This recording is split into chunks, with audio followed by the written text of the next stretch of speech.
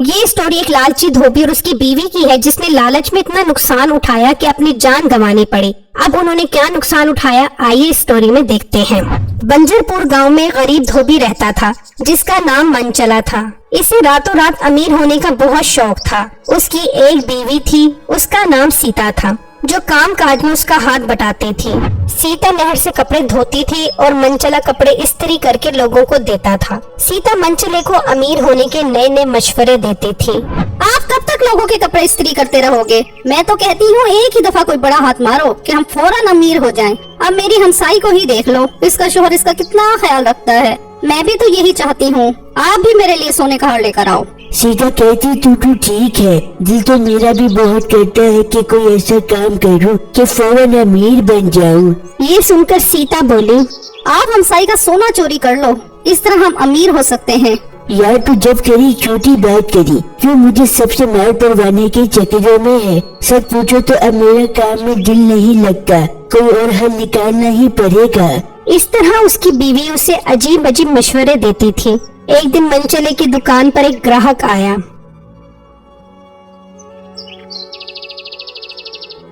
मंचले मेरा सूट इस्त्री कर दिया है तुमने? भाई अभी नहीं, कल आके लेना। मंचले तुम पिछले 3 दिन से मुझे कह रहे हो, आइंदा मैं तुम्हारी दुकान पर नहीं आऊंगा। मंचले का दिल काम करने को नहीं करता था और उसका दिल काम से बहुत आवाजार हो गया था और वो फौरन अमीर होने की तरकीबें सोचता रहता था। एक दिन उसकी बीवी नहर पर कपड़े धो रही थी कि उसने देखा कि एक परों वाला गेंडा उड़ता हुआ आया और खेत में जाने लगा। सीता ये देखकर बहुत हैरान हुई, उससे अपनी आंखों पर यकीन नहीं आ रहा था और वो जल्दी से मंचले के पास गई।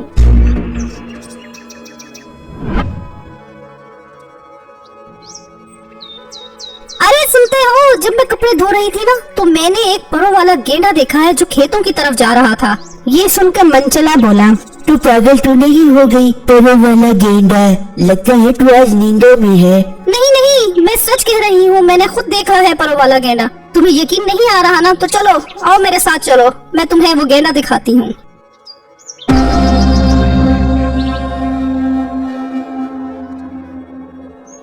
ये सुनकर मंचला सीता के साथ चल पड़ा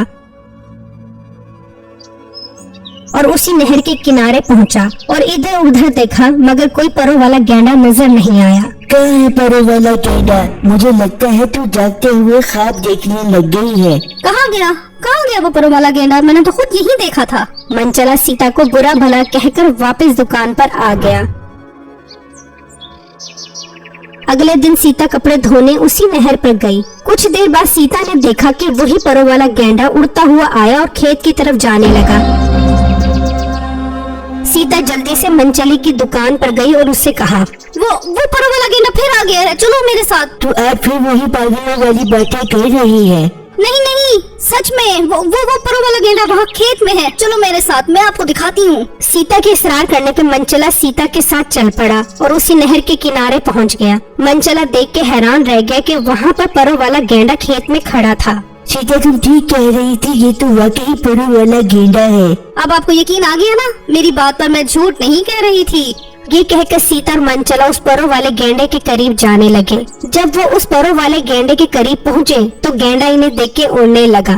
तो मंचले ने गेंडे को रोकने के लिए उसकी एक टांग पकड़ ली और मंचला गेंडे के साथ उड़ने लगा। मंचले को रोकने के लिए सीता ने मंचले की टांग पकड़ ली। अब दोनों गेंडे के साथ उड़ने लगे और काफी बुलंदी पर चले गए।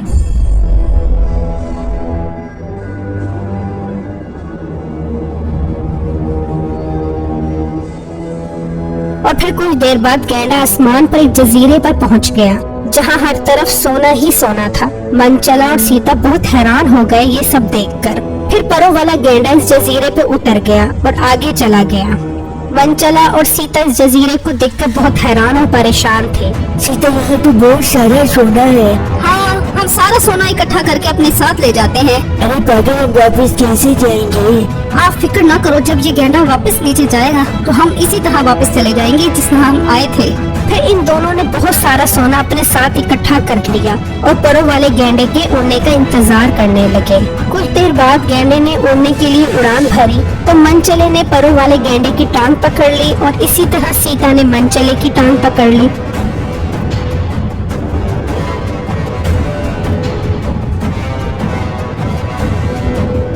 और गैंडा उड़ता हुआ नीचे इसी नहर के पास आ गया।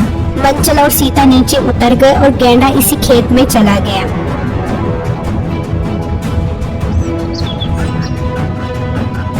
मनचला और सीता अपने घर पहुँचे। अब हम बहुत अमीर हो गए हैं। अब मैं सबको दिखाऊंगी कि हमारे पास बहुत सारा सोना है। तो पागल तो नहीं हो गई, किसी को नहीं बताना इसके बारे में, वरना सब हमारे पीछे पड़ जाएंगे। इसी तरह वो रोज परो वाले गैंडे के साथ इस जजीरे पर जाते और वहाँ से सोना इकट्ठा करके ले आते।